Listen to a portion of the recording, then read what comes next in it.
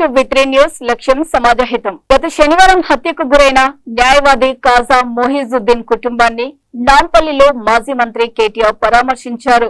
అనంతరం కేటీఆర్ మాట్లాడుతూ న్యాయవాది కాజా మొయిజుద్దీన్ కుటుంబానికి కూడా ప్రాణహాని ఉందన్నారు. ఆ కుటుంబానికి రక్షణ కల్పించాల్సిన బాధ్యత రాష్ట్ర ప్రభుత్వంపై ఉందని కేటీఆర్ అన్నారు. అంతేకాకుండా స్పెషల్ పబ్లిక్ ప్రాసిక్యూటర్, స్పెషల్ కోర్టులను నియమించి ఫాస్ట్ ట్రాక్ ట్రయల్స్ జరిపి చట్టంలో ఉన్న కఠినమైన శిక్షలు నిందితులకు అమలు చేయాలని ప్రభుత్వాన్ని కోరారు. నిందితులకు కఠిన శిక్షలు అమలైనప్పుడే మళ్లీ ఇలాంటి ఘటనలు పునరావృతం కాకుండా ఉంటాయని కేటీఆర్ సూచించారు.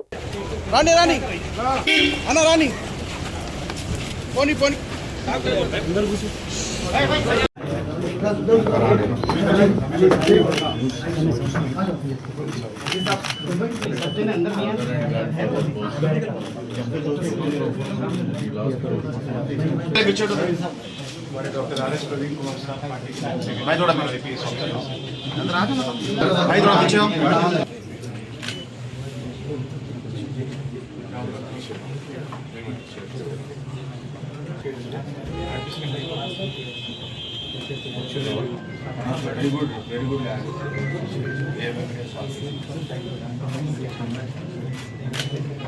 They become couple of days more.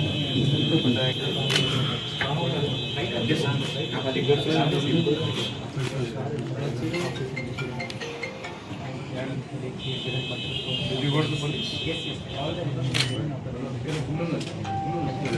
Police is not. अभी तो सही इससे पहले जब खतरा था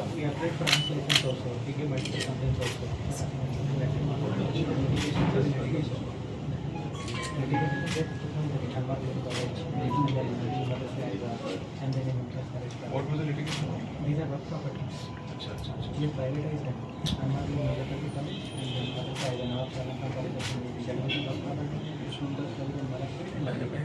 तो वाले सब इसके बारे में for work. It is work. College is privatized it. Immediately monopoly. Now lecturer में college saying this is what you have to follow. Is spending 9 months every day. You want to come and I can respond. They want to change the work properties into private property in their name. लोग अपने नाम पे कार्य करने के वास्ते trust को create करके थोड़ा रिकॉर्ड यहाँ पर करें. कब तक चल रहा है? एक 2013 से चला. तो कंटिन्यूसली केसेस डाल रहे हैं उसके ऊपर हो रहा तो फाइनली ये डिसाइड करेगी उनसे केसेस में सक्सेस नहीं हो रहे तो अदरवाइज सब नोटिस सभी दिए सलीम एक्शन भी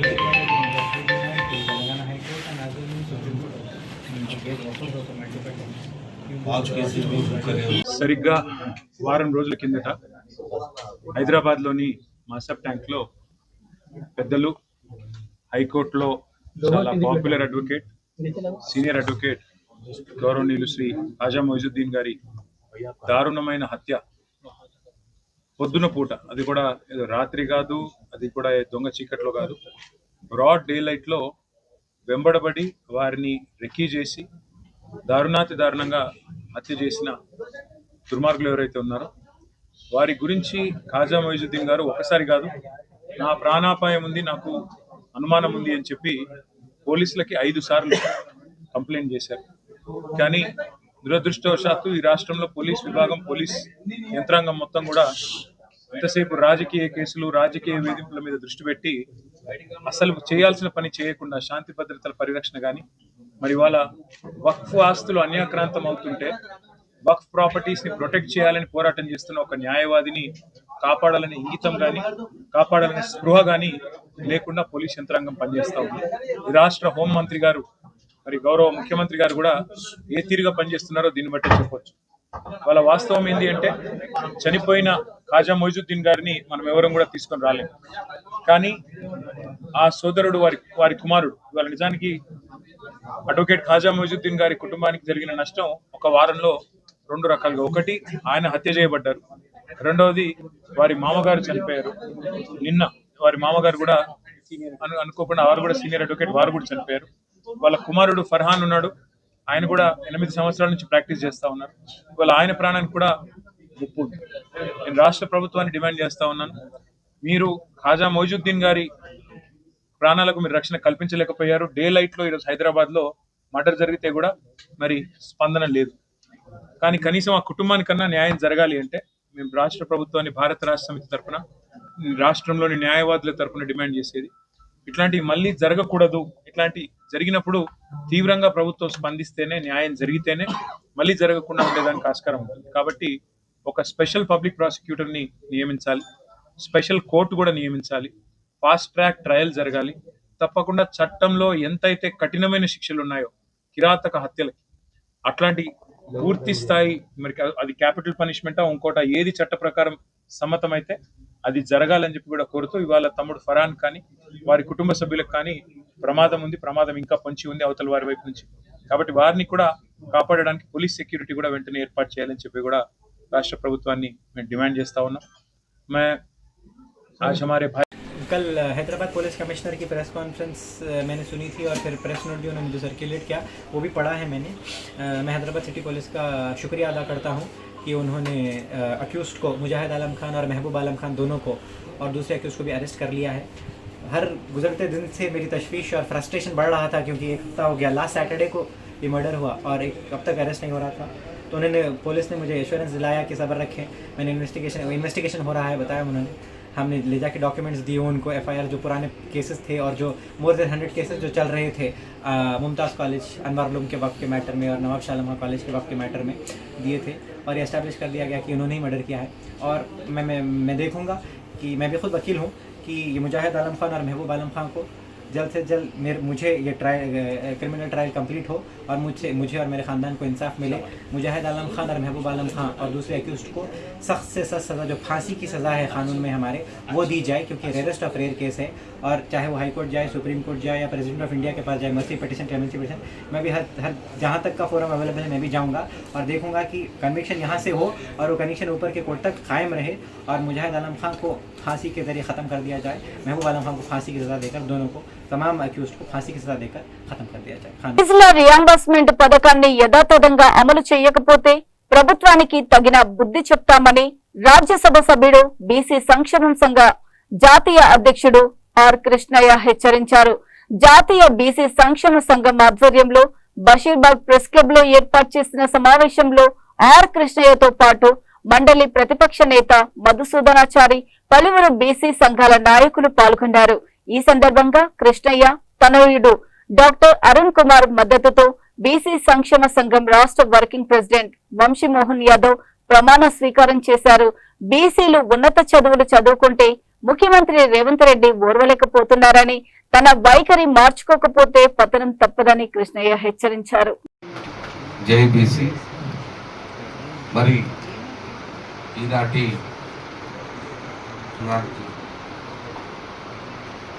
వర్కింగ్ ప్రెసిడెంట్గా ఎన్నికైనటువంటి వంశీమోహన్ ప్రమాణ స్వీకారం ప్రాబ్లమ్స్, అదేవిధంగా మరి స్థానిక సంస్థల ఎన్నికలో విద్యా ఉద్యోగాల ముఖ్య కార్యక్రమానికి అధ్యక్షత వహించినటువంటి మరి గుజ్జ సత్యవన్న గారు, అదేవిధంగా రాజ్యసభ సభ్యులు బీసీలకు ఇవాళ కూలినాలు చేసుకునే పిల్లలు ఇవాళ పోస్ట్ గ్రాడ్యుయేట్ కనుక చదువుతానంటే ఇవాళ చిన్న ఆమరణ నిరాహార దీక్ష. అదేవిధంగా మరి తండ్రికి దగ్గర తనయుడుగా ఇవాళ మరి ఈ సంఘాన్ని తీసుకొని పోతున్నాడు డాక్టర్ అరుణ్ గారికి. అదేవిధంగా ఆచారన్నకు ఒకటి చెప్తున్నా, నేను మధుసూదనాచారన్న ఎమ్మెల్యేగా వచ్చినప్పుడు నేను 2 వీలర్తోని ఊరూరా షాంపేట్లో తిరిగిందన్న. నేను మొగిలిచర్ల వాస్తవ్యాన్ని నేను ఇవాళ సౌత్ ఇండియాలో తెలంగాణ, ఆంధ్ర, కర్ణాటక, తమిళనాడు, మహారాష్ట్ర, కేరళ, ఛత్తీస్గఢ్ మొత్తం యాదవ స్థాయిలో నేను ఉంటానన్న. అదేవిధంగా మా కత్తి వెంకటస్వామి అన్న కూడా, ఎందుకంటే మీరందరూ అనుకుంటారు ఖచ్చితంగా ఈ స్కీమ్ తీసేయాలని కంకణబద్ధుడై ఉన్నాడు. నేను ఓపెన్ ఛాలెంజ్ చేస్తున్నా, నీకు చేత కాదని సవాల్ చేస్తున్నా. నీకు సీఎం కావచ్చు కానీ ఈ స్కీమ్ తీసే దమ్ము నీ పదవి పరంగా పెడితే తీసేయలేవు, మా ప్రాణాన్ని పరంగా పెడతాము. కాబట్టి జాతి కోసం జీవించే మాతోటి మా జాతికి ఉపయోగపడే స్కీమ్లు చేంజ్ చేస్తావా? ఈ స్కీమ్ మీద మొన్న డిబేట్ జరిగితే ఈ స్కీమ్ పెట్టిన తర్వాత సమాజంలో విప్లవాత్మకమైన మార్పు వచ్చిందని డిబేట్ అలా జరుగుతుంది. అగ్రకులాలు ఎట్లా మార్పు జరుగుతుంది అంటే గురుకులాలు తన పెట్టే గురుకులాలు దేశంలో ఎక్కడా లేవు. ఇవి గురుకులాలు మేము పెట్టించిన 82లో విజయభాస్కర్ ముఖ్యమంత్రి ఉన్నప్పుడు కొట్లాడి పోరాడి బీసీ వెల్ఫేర్ డైరెక్టరేట్ మీద ధ్వంసం చేస్తే పరిరామరెడ్డిని పంపించి క్యాంపస్ పిలిపించి గురుకులాల సిస్టమ్ పెట్టాం. అప్పటి నుంచి అంచెలంచెలుగా చేశారు. వచ్చినాక వాటిని మరీ వెయిట్ చేశారు. దాంతో ఈరోజు 2 తెలుగు రాష్ట్రాల్లో 1500 గురుకులాల్లో దాదాపు 10 లక్షల మంది జరుగుతుంది. హాస్టళ్ళు మన దగ్గర 2 తెలుగు రాష్ట్రాల్లో 6000 ఎస్సీ ఎస్టీ బీసీ హాస్టళ్ళు. ఉత్తరప్రదేశ్ లాంటి పెద్ద రాష్ట్రాలు ఎన్నున్నాయో తెలుసా? 800 హాస్టళ్ళు. కర్ణాటకలో 900 హాస్టళ్ళు. బీహార్లో 1000 లోపలే. ఏ బీసీలు దళితులు అనేక మంది ముఖ్యమంత్రులైన రాష్ట్రాల్లో కూడా విద్యకు కంటే ఆర్థికంగా ప్రాముఖ్యత ఇచ్చారు. వాళ్ళని ఆ కోణంలో చూసారు. మన ఎజెండాతో విద్య మీదనే దృష్టి పెట్టడం వల్ల ఈరోజు బాగా చదువుకోవడం, దీని మూలంగా ప్రతి ఇంట్లో ఆ మాట ముఖ్యమంత్రి అన్నారు. మీరు ఒకసారి అబ్జర్వ్ చేయండి ఒక మీటింగ్లో. ఇక్కడ ఈ స్కీములు పెట్టడం వల్ల హాస్టళ్ళు, గురుకులాలు, ఫీజు రియంబర్స్మెంట్, స్కాలర్షిప్ పెట్టడం వల్ల గ్రామాలలో బీసీ ఎస్సీ ఎస్టీలు ప్రతి ఇంట్లో డిగ్రీ చదివేటోళ్ళు ఉన్నారు. మన పెద్ద కులాలు దీన్ని గమనించుకొని దానికి తగ్గట్టు ప్రవర్తించండి అని అన్నాడు. అంటే ఆయన మనసులో ఏమున్నదో మీరు హుషారుతో ఆయన గుర్తుపట్టింది. మనం గుర్తుపడతాడే. మనం గుర్తుపట్టుకొని ఎజెండా పెట్టుకొని చదువు ద్వారానే మన కులాలు డెవలప్ అవుతాయని మనం మొత్తం జీవితం అంతా మనోళ్ళు కొడారత్న బాబు గౌరవనీయులైన కొడారత్న బాబు మాట్లాడుతుండే, కృష్ణ నీకు సీఎం చేస్తాను నేనంటుంటే నువ్వు పోయి హాస్టల్ స్కాలర్షిప్ అంటేమో అన్న మీద కోపం అవుతుండే. అయితే నేను అంటుంటే అన్న అట్లా కాదు, చదువుకుంటేనే మనకి సైన్యం తయారవుతుంది. సైన్యం లేని యుద్ధం చేయలేము మనం. నువ్వు దీన్ని క్షమించాలని చెప్తుంటే అంటే ఆయన కమిట్మెంట్ రాజ్యాంగ. మహేశ్వరం నియోజకవర్గం గ్రేటర్ హైదరాబాద్ పరిధిలోని పహాడీ షరీఫ్, షాహీన్ నగర్, జల్పల్లి డివిజన్లలో కుప్పలుగా దొంగ ఓట్లు ఉన్నాయని, వాటిని తొలగించాలని మహేశ్వరం నియోజకవర్గం బీజేపీ ఇన్ఛార్జ్ అందెల శ్రీరాములు రంగారెడ్డి జిల్లా కలెక్టర్ సి నారాయణరెడ్డిని కలిసి వినతి పత్రంతో పాటు గుర్తించిన దొంగ ఓట్ల జాబితాను అందజేశారు. ఈ సందర్భంగా శ్రీరాములు మాట్లాడుతూ కేవలం 26 బూతులలో 9,960 ఓట్లను గుర్తించామని, ఒక్క ఓటుకు 2-3 సార్లు ఒకే బూత్ లో ఉన్నాయని, తండ్రికి సంబంధం లేకుండా తల్లికి సంబంధం లేకుండా 18 నుండి 25 సంవత్సరాల సింగిల్ ఓట్లు కుప్పలుగా ఉన్నాయని, బాలాపూర్ లోని రాయల్ కాలనీ 392, 393 బూతులలో అక్రమంగా నివసిస్తున్న రోహింగ్యాలకు కూడా ఓట్లు ఉన్నాయని అందులో పేర్కొన్నారు. వచ్చే నెల 25న ఎస్ఐఆర్ ప్రారంభం కానున్న నేపథ్యంలో ఈ దొంగ ఓట్లపై ప్రత్యేక శ్రద్ధ వహించి బిఎల్ఓలతో పూర్తి విచారణ జరిపించి ఈ దొంగ ఓట్లు తొలగించాలని కోరారు.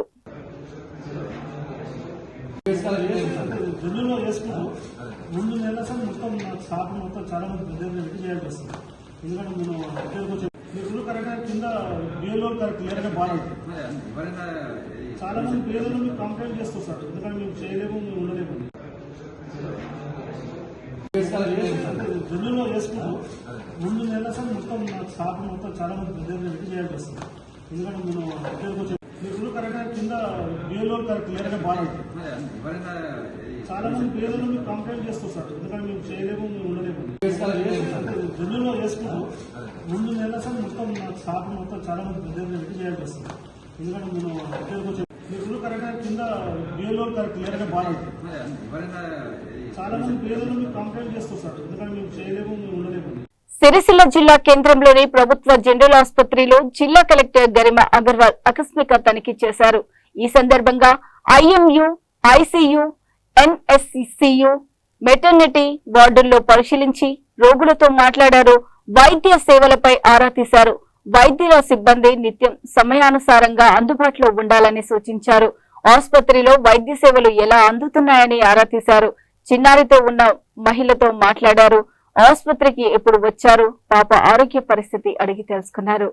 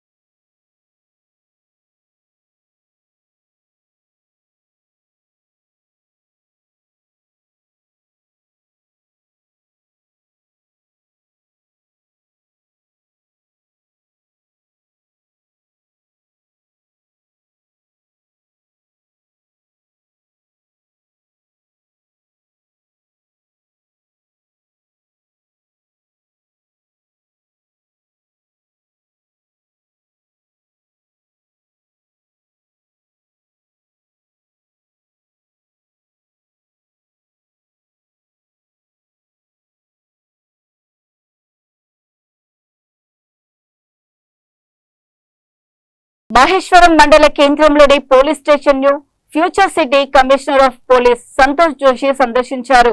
ఈ సందర్భంగా స్టేషన్ పరిసరాలను పరిశీలించిన ఆయన పోలీస్ స్టేషన్ లో నమోదవుతున్న వివిధ కేసుల వివరాలను అడిగి తెలుసుకున్నారు. స్టేషన్ లో నిర్వహిస్తున్న రికార్డులు, కేసుల దర్యాప్తు పురోగతి, పెండింగ్ కేసుల స్థితిగతులు, ప్రజలకు అందిస్తున్న సేవలపై సిపి సమీక్ష నిర్వహించారు.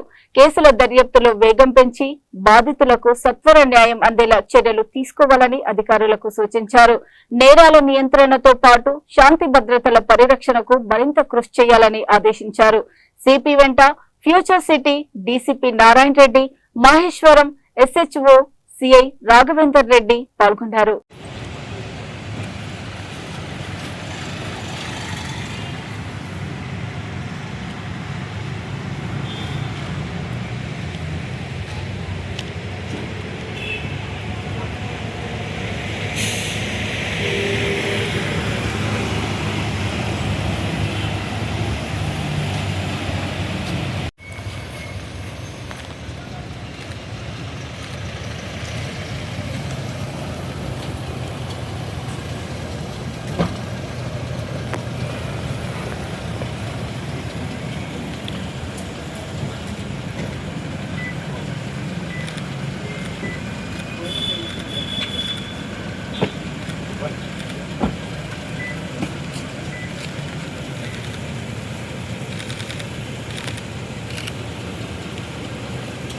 पट्टी सावधान, पट्टी विश्राम, पट्टी सावधान, विलंबत।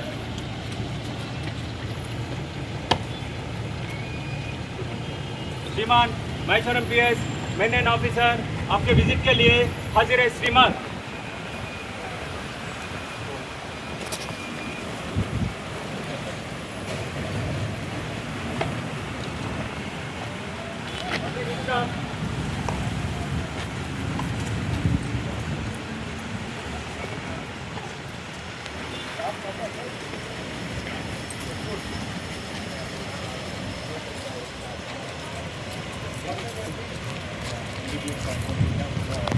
People have gone to the court.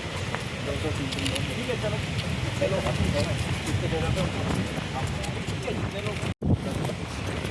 Yeah, I remember it's been long time now.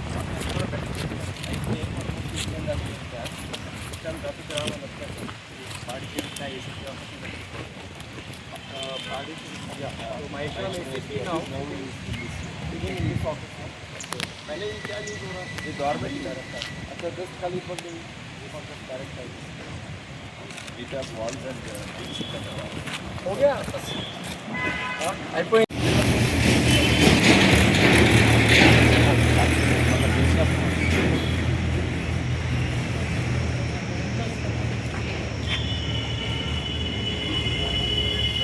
చూస్తూనే ఉండండి V3 న్యూస్, లక్ష్యం సమాజహితం. నమస్తే.